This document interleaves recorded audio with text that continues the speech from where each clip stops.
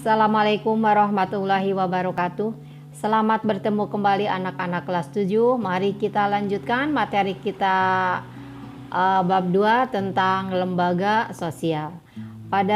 Semoga kalian ada dalam keadaan sehat walafiat, diberkahi dan diberi kemudahan.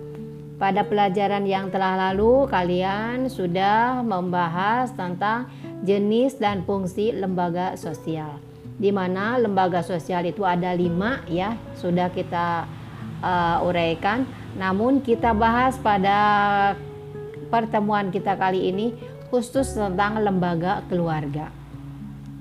Nah, seperti biasa, sebelum kita lanjut pada materi pembelajaran, kalian harus tahu tujuan pembelajaran kita agar kita fokus pada materi pembelajaran. Tujuan pembelajaran yang pertama yaitu bahwa kalian harus dapat menjelaskan fungsi lembaga keluarga. Ulangi, harus dapat menjelaskan pengertian lembaga keluarga. Kemudian yang kedua, harus dapat menguraikan fungsi lembaga keluarga. Yang ketiga, harus dapat menjelaskan yang dimaksud dengan fungsi proteksi dan fungsi apeksi. Nah, kemudian yang keempat, kalian harus dapat menguraikan alasan mengapa keluarga memiliki fungsi sosialisasi primer atau utama. Mari kita bahas tujuan pembelajaran kita satu persatu. Ya, kita tahu apa itu pengertian lembaga keluarga. Keluarga merupakan unit sosial yang terkecil dalam masyarakat yang terdiri dari ayah, ibu, dan anaknya. Anak-anak inilah yang nantinya berkembang dan mulai bisa melihat dan mengenal arti diri sendiri. Dan kemudian ia mulai kenal sebagai individu. Keluarga berperan membina dan membimbing anggota-anggotanya untuk beradaptasi dengan lingkungan fisik maupun lingkungan budaya di mana ia tinggal. Maka kehidupan masyarakat akan tercipta menjadi kehidupan yang tenang, aman, dan tentram. Nah, dari lingkungan keluarga melahirkan individu dengan berbagai macam bentuk kepribadian dalam masyarakat. Nah, keluarga terbentuk dari sebuah perkawinan yang sah menurut agama, adat, dan pemerintah. Dari dalam keluarga diatur hubungan antara anggota-anggota keluarga, sehingga tiap anggota mempunyai peran dan fungsi yang jelas. Contohnya, seorang ayah sebagai kepala keluarga sekaligus bertanggung jawab untuk memberikan nafkah terhadap keluarganya. Seorang ibu sebagai pengatur, pengurus, dan pendidik anak-anaknya. Kemudian, seorang anak harus membantu kepada kedua orang tuanya. Nah, secara tidak sadar atau secara sadar, setiap anggota keluarga mempunyai peran yang berkaitan dengan proses regenerasi bagi putra-putrinya. Sebagaimana halnya dengan lembaga lain, maka lembaga keluarga pun memiliki fungsi. Ada beberapa fungsi dari lembaga keluarga. Yang pertama adalah fungsi reproduksi. Kemudian yang kedua fungsi proteksi. Ketiga fungsi ekonomi. Keempat fungsi sosialisasi. Kelima fungsi apeksi. Keenam fungsi pengawasan sosial. Ketujuh fungsi pemberian status. Nah, kita bahas satu persatu, mulai dari fungsi yang pertama, yaitu fungsi reproduksi.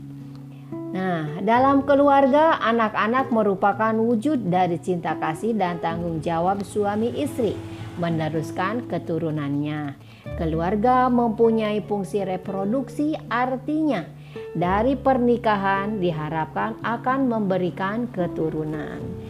Nah, itu yang pertama, fungsi reproduksi. Yang kedua, bahwa keluarga itu memiliki fungsi proteksi. Artinya adalah sebagai perlindungan. Nah, keluarga memberikan perlindungan kepada anggota-anggotanya, baik perlindungan fisik maupun yang bersifat kejiwaan. Apabila di dalam keluarga terdapat rasa aman, proses-proses sosial di dalam keluarga dapat berjalan harmonis. Yang ketiga yaitu fungsi ekonomi. Nah, pada umumnya dalam sebuah keluarga, ayah merupakan kepala keluarga serta menjadi tulang punggung keluarga. Ayah mempunyai kewajiban memenuhi kebutuhan ekonomi anak-anaknya. Pada masyarakat modern, tidak tertutup kemungkinan seorang ibu juga mencari nafkah untuk membantu perekonomian keluarga. Suami dan istri memiliki tanggung jawab ekonomi terhadap anak-anaknya. Kerjasama yang baik antara ayah dan ibu di dalam mengelola pendapatan menjadikan keluarga dapat memfungsikan ekonomi secara efektif dan efisien. Nah, itu apalagi di dalam keluarganya membuka warung, membuka usaha, mencari pekerjaan, mencari penghasilan, itu merupakan fungsi ekonomi. Kemudian yang keempat adalah fungsi sosialisasi ya. Sosialisasi merupakan, nah di sini keluarga berperan membentuk kepribadian anak agar sesuai dengan yang diharapkan oleh orang tua dan masyarakat. Keluarga merupakan sosialisasi pertama bagi anak. Nah, sosialisasi pertama disebut juga sosialisasi primer. Mengapa? Karena di dalam lingkungan keluarga anak mulai dilatih dan diperkenalkan cara-cara hidup bersama dengan orang lain. Anak diajak memahami lingkungan yang lebih luas sehingga pada saatnya nanti seorang anak benar-benar siap untuk hidup dalam masyarakat. Nah, kemudian anak-anak juga diperkenalkan oleh orang tuanya mengenai norma yang berlaku di masyarakat seperti norma dan nilai-nilai sosial yang berlaku dalam masyarakat. Dalam rangka sosialisasi ini pula anak diajarkan menjalankan kehidupan yang sesuai dengan nilai dan norma masyarakat. Nah, itu adalah fungsi sosialisasi. Sehingga keluarga itu disebut fungsi sosialisasi utama atau sosialisasi primer. Yang kelima adalah fungsi afeksi. Nah, di dalam afeksi ini disebut juga fungsi kasih sayang. Keluarga memberikan kasih sayang dan perhatian pada anak-anaknya. Dalam keluarga diharapkan akan memberikan kehangatan, perasaan pada anggota keluarganya. Seperti seorang bapak yang tetap memberikan perhatian dan kasih sayang kepada anak-anaknya tanpa membeda-bedakan. Nah, jadi di dalam keluarga itu ada fungsi afeksi yang disebut dengan fungsi kasih sayang. Yang keenam adalah fungsi pengawasan sosial. Pengawasan berarti ada pengontrolan. Nah, setiap anggota keluarga pada dasarnya saling kontrol atau saling mengawasi karena mereka memiliki tanggung jawab dalam menjaga nama baik keluarga. Namun dalam kenyataannya fungsi ini biasa dilakukan oleh anggota keluarga yang lebih tua usianya. Misalnya, ya seorang ayah mengawasi semua anggota keluarganya. Ibu juga mengawasi semua keluarganya.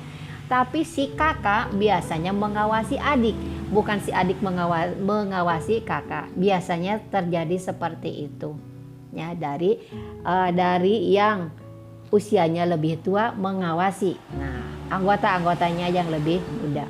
Kemudian yang ketujuh adalah fungsi pemberian status. Melalui lembaga perkawinan ini seseorang akan mendapatkan status atau kedudukan yang baru di masyarakat, yaitu sebagai suami atau istri. Secara otomatis ia akan diperlakukan sebagai orang yang dewasa dan mampu bertanggung jawab kepada diri sendiri, keluarga, anak-anak, dan masyarakat.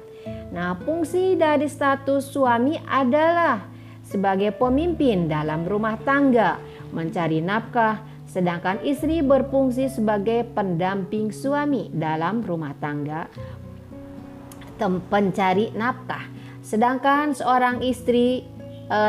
sedangkan anak-anak itu adalah statusnya karena hasil reproduksi, maka dia disebut anak.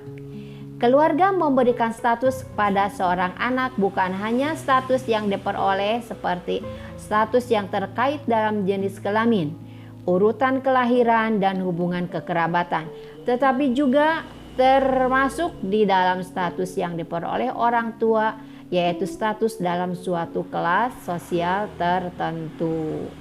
Nah, jadi pemberian status ini asalnya kan sebelum menikah disebut bujang atau lajang. Setelah menikah disebut bapak, ayah. Kemudian perempuan juga dikatakan sebagai ibu, mama, atau bunda, dan lain sebagainya. Nanti sistem kekerabatannya akan disebut sebagai paman, bibi, tante, om, pak de, bu le, dan lain sebagainya. Jadi akan ada pemberian status.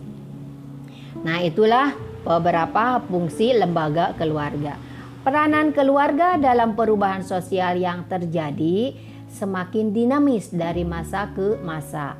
Hal ini sangat menarik untuk diamati karena keluarga sebagai agen sosialisasi pertama dan terdekat seharusnya dapat memberikan nilai-nilai yang sesuai dengan yang diharapkan oleh masyarakat kepada anak-anaknya. Namun keluarga juga berperan sebagai benteng atau penyaring nilai-nilai di masyarakat yang sampai kepada anak-anaknya. Disebabkan tidak semua nilai-nilai dalam masyarakat itu baik. Nah, itulah materi yang dapat Ibu sampaikan. Kita masuk pada sesi evaluasi. Evaluasi yang pertama, apa yang dimaksud dengan lembaga keluarga? Yang kedua, uraikan fungsi lembaga keluarga. Yang ketiga, jelaskan yang dimaksud dengan fungsi proteksi dan fungsi apeksi keluarga. Tadi proteksi, yang satunya lagi apeksi. Yang keempat atau yang terakhir, mengapa keluarga memiliki fungsi sosialisasi primer atau utama? Jelaskan ya. Itulah materi yang dapat Ibu sampaikan. Untuk selanjutnya kita akan membahas tentang lembaga agama. Demikian materi yang dapat Ibu sampaikan. Semoga bermanfaat. Pengetahuan dan wawasan kalian semoga semakin bertambah. Ibu akhiri, wabillahi taufik wal hidayah. Wassalamualaikum warahmatullahi wabarakatuh.